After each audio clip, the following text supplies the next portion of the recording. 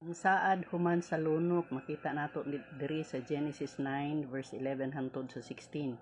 Himuon ko ang akong kasabutan tali kaninyo ug kanako.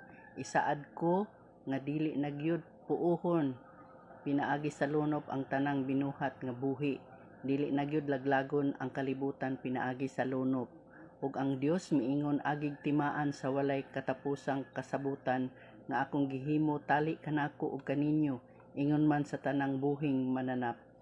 Palutawon ko ang akong bangaw diha sa kapanganuran, timaan kini sa kasabutan tali kanako ug sa kalibutan.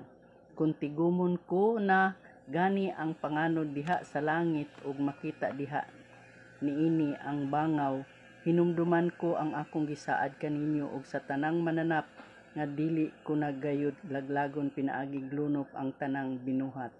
Sa dihang makita ko ang bangaw diha sa mga panganod, tan-awon ko kini og hinumduman ko ang walay katapusang kasabutan tali kanako og sa tanang binuhat nga anaa sa kalibutan.